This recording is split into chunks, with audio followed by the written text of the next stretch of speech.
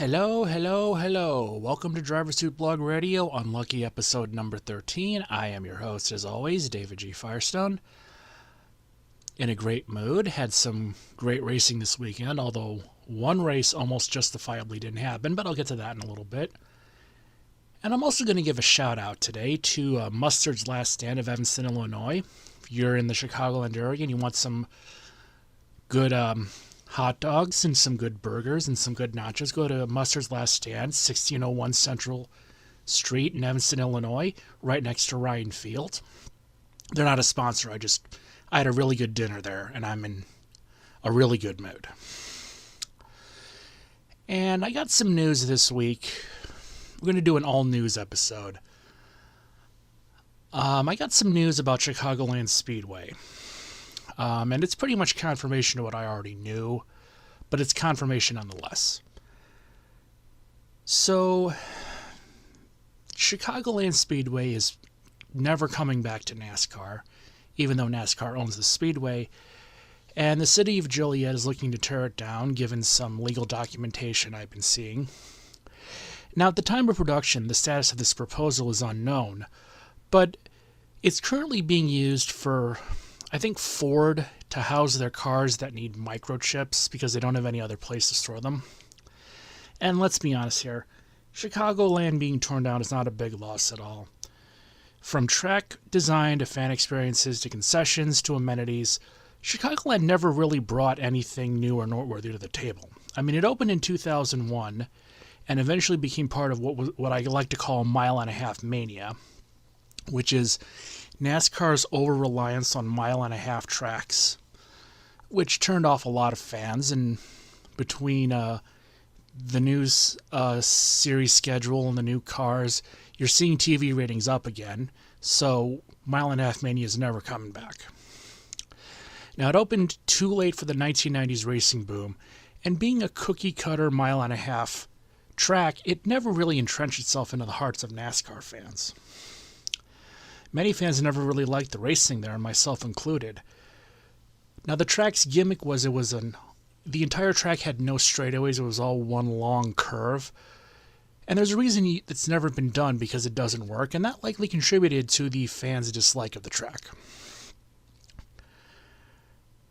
In terms of accessibility, if you consider what the main Chicagoland area is, it's about a 40 to 90 minute drive away from that. It's in the outer suburbs, as we like to call them. Ticket prices were much higher than they should have been, which drove fans away even more. And the fact is, no matter how you sliced it, it was never going to succeed. It was doomed to fail. And it has failed, and it has been replaced with better races. So it's not really, it was never going to work. If it had been like a mile-and-a-half, like paperclip, or a 2 mile, or something that just wasn't a mile-and-a-half dogleg oval, I think it might have worked, but this configuration, sorry. And again, no real big loss. Now we're going to move on to some Formula One news, to the first of two things I'm going to talk about today. There have been rumors going on for a while that Formula One is planning on having a street race in Las Vegas. It was pretty much all but confirmed this week, because late last week, Owen Poindexter of Front Office Sports reported that Formula One is at the current moment finalizing plans to hold that race in Las Vegas during Thanksgiving weekend 2023. Poindexter even went as far as to suggest that the race in Vegas, quote unquote, could be the most popular flagship race in the United States. Could become Formula One's flagship race in the United States. Las Vegas has not hosted an F1 race since 1982, when they held a series of races in the Caesars Palace parking lot known as the Caesars Palace Grand Prix. Just as a side note, the Caesars Palace Grand Prix would include 2 Formula One races in 1981 and 82, 2 Can-Am races in 81 and 82, 2 kart IndyCar races in 83 and 84, and 2 Trans Am races in 83 and 84. In accordance with this, Mick Ayers of the Las Vegas Journal reported that, quote, plans tentatively include drivers racing in and around the Strip, where else would they race, including areas around the Bellagio and farther north. Portions of Las Vegas Boulevard would be temporarily shut down to hold the race. I sure as hell hope so. Wouldn't that be just a disaster if you don't close the street to traffic and you have the race there anyway? I mean, you really have to say that in a news thing about a street race? We get it. Anyway, Akers, did I say Mick Ayers? I said Mick Akers. Mick Akers also reported that, quote, the abundance of pedestrian bridges that stretch across the Strip at several points are viewed as a valuable asset for the race, stating that going so far as to say that they would offer prime spots for spectators to take in the race and eliminate the need for F1 to construct temporary viewing structures. Akers also stated that F1 would be responsible for temporary road improvements, including sealing sewer manholes, try saying that 3 times fast, and adding concrete barriers along Las Vegas Boulevard, and catch fencing as well. F1 has been trying to get a hold in the United States for decades. I'm thinking that this might actually seal the deal. We've got 2 races set for the U.S., one at Circuit of the Americas and one at Miami. I haven't seen the Miami race layout yet, but I'm interested to see how that draws, not just in ticket sales, but in television ratings as well. I have not seen the latest TV ratings at the time of production. This is being recorded on a Monday night, so the ratings have not been released yet, but NASCAR seems to be averaging about 4 million viewers, and the first F1 race averaged about 1.5 million American viewers. I've not seen the TV ratings for the Saudi Grand Prix, but when it comes to that race, the TV ratings were kind of on the tail end of a lot of people's list of concerns. And I'm going to talk about what took place during that race weekend in a few minutes. I'm going to take a quick break, and we'll be right back.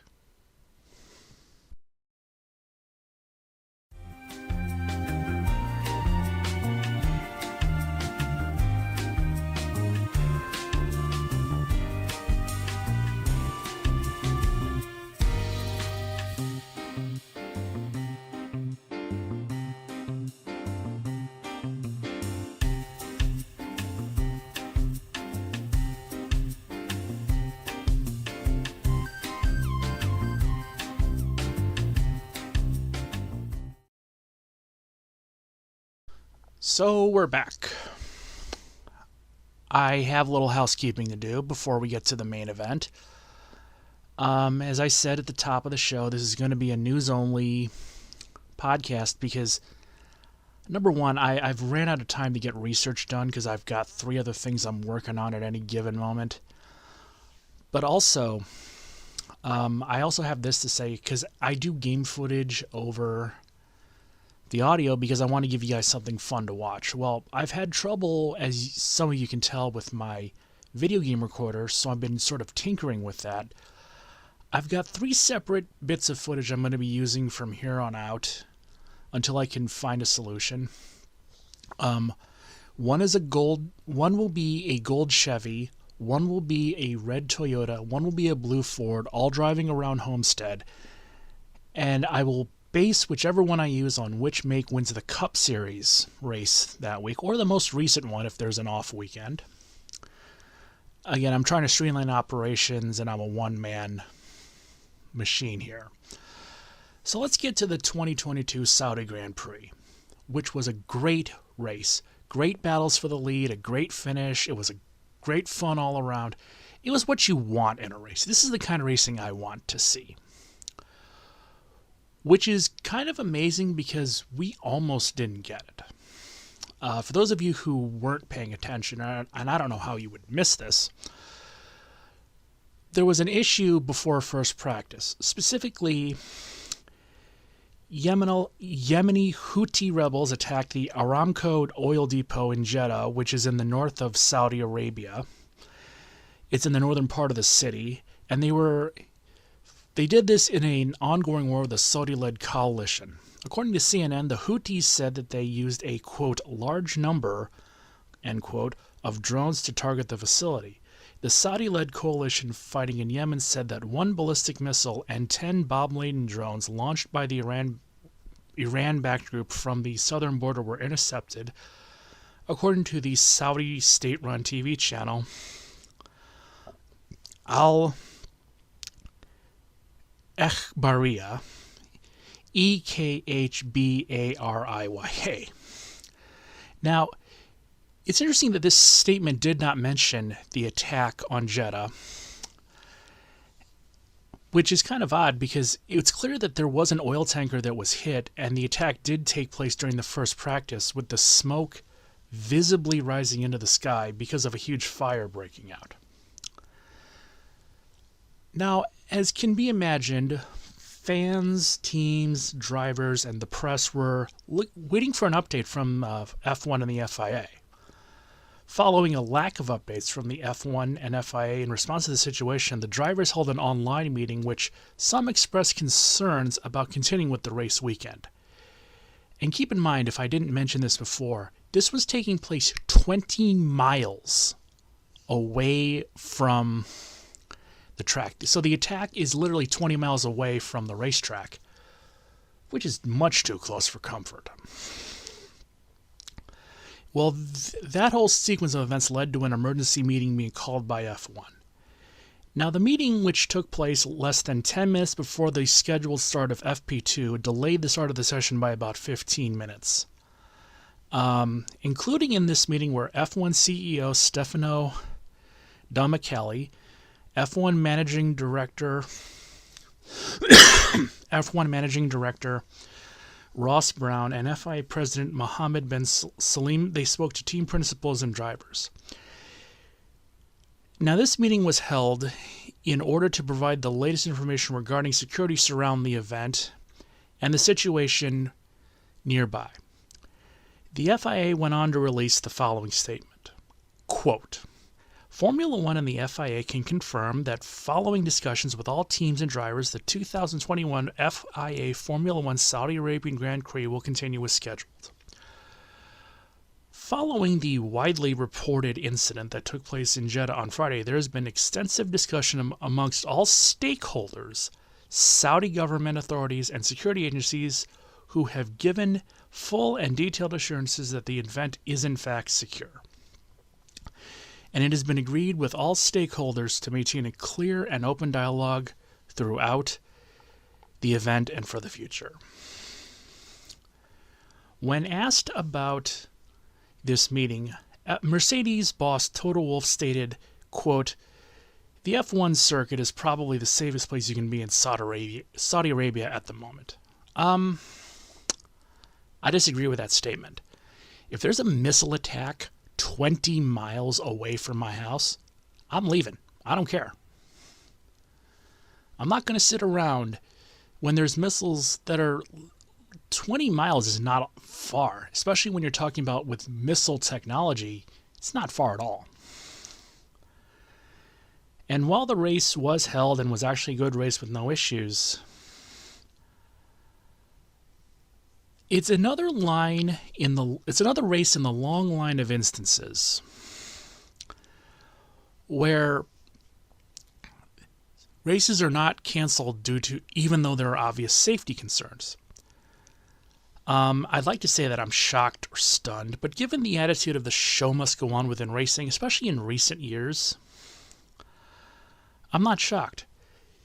If you want to understand what I mean by this, let's look at some of the races that should have been canceled over the years, but weren't. 1994 San Marino Grand Prix. After Roland Ratzenberger was killed and Rubens Barrichello was seriously injured in the days leading up to the event, the race wasn't canceled, instead went on, which led to the death of Ayrton Senna, which supposedly restructured the whole safety system of F1, but as you'll see, that's not true. 2005 U.S. Grand Prix. The race was held despite serious issues with Michelin tires, which could not stand up to the wear of the track. There have been other YouTubers who've done better videos on this than I ever could. I'm not going to sit here for half an hour going into all of the details. You can find other videos. But it led to 6 teams: BAR Honda, McLaren Mercedes, Red Bull Cosworth, Sauber Petronas, Toyota, and Williams BMW having to pull out of the race, leaving Bridgestone teams Ferrari, Jordan, and Minardi to run a 6-car race with no rear racing. It killed F1 in America for 9 years, and almost killed it in America, period. And Michelin, to their credit, at least they owned up to their mistakes. The promoters, nobody. Michelin was the one offering refunds and offering fans tickets to the next year race, but its fate was sealed. NASCAR, having learned nothing from the the Formula One fiasco, held the 2008 Brickyard 400. Now, this was the first season of the Car of Tomorrow. Now, supposedly NASCAR said, well, we had done all the tire testing we needed. They hadn't done any tire testing. And the cars were had like weight and various aspects of the car shifted around, so whatever was working last year didn't work then.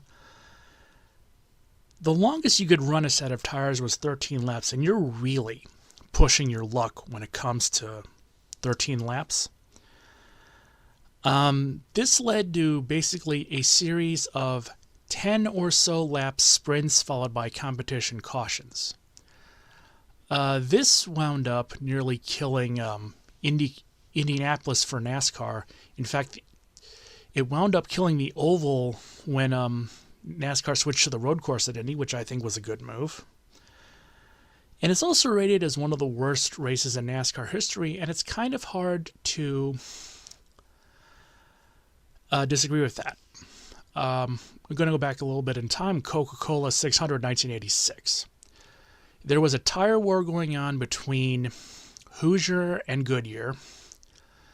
And the Coca-Cola 600 is a case where neither one of their teams had a good tire. The All-Star race had proven that there were issues with tires, and Goodyear actually, between the All-Star race and the 600, pulled out and then came back because Hoosier's tires were worse.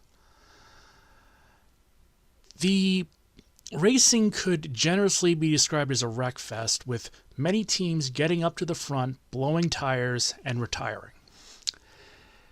Even Darrell Waltrip, who is known for being happy and jovial, called it one of the most trying experiences of his life. And this is what eventually ended up killing Hoosier and NASCAR before 1990. What was it, 93? 92, I'm sorry. The 92 Hoosier coming back, and that failed. And we all know the story there. 2001, the Izod IndyCar World Championship. Numerous drivers complained about the safety of the track, which had had some maintenance done to it. The race started anyway, which led to the death of Dan Weldon 11 laps into the race. 2014 Japanese Grand Prix, held in a monsoon. Why would you do that? Makes no sense. Drivers agreed, fans agreed, and it wound up killing Jules Bianchi when he lost control of his car and crashed into a tractor which was removing another car. He was in a coma from October until July, when he died from his injuries. And then, of course, we got 2021 Belgium. I've already talked about that. Go listen to what I've already talked about. I'm not going to rehash old stuff. But it's becoming ever and more clear that Formula One and the FIA do not, under any circumstances, care about driver, team, or fan safety. I mean, monsoons, terrible track conditions, and missile attacks are not good enough reasons to cancel races. They care about one thing and one thing only: making money. Remember, I said that in their statement, Formula One said that, quote, there's been extensive discussions between all stakeholders, the Saudi government authorities, and security agencies. So the fact that they're talking about the people who have the stakeholders who are pretty much there for money reasons about whether or not the race should be canceled, I mean, that tells you what you need to know.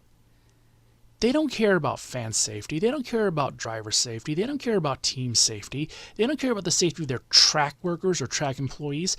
They care about one thing and one thing only: making money. Do you honestly think if the financial incentives weren't there that they would have canceled the Russian Grand Prix? No. They knew that they would lose a boatload of sponsorships, boatloads of money, and boatloads of revenue if they held it anyway, and so they made the financially correct decision to cancel the race. I mean, if a country launching a war against a seemingly weaker foe, that gets the race canceled, but the threat of getting hit by a missile when there was already a missile that hit way too close to comfort, and that doesn't get the race canceled, that tells you where their heads are at. This type of approach, as I've discussed, has killed drivers in the past. I can guarantee you, 100% guarantee you, that's going to happen again in the future. I guarantee you there's going to be at least one or two more driver deaths, maybe not even in Formula One, but in racing in general with this attitude, if safety is not given precedent over anything else. This needs to stop now. I really like Formula One. I really like the racing. I really enjoy everything about it. But if they're going to put profits over the safety of people, maybe they shouldn't succeed here. Maybe they shouldn't succeed, period. Maybe they should get rid of the financially greedy people and replace them with people who actually care about the people who make the sport great.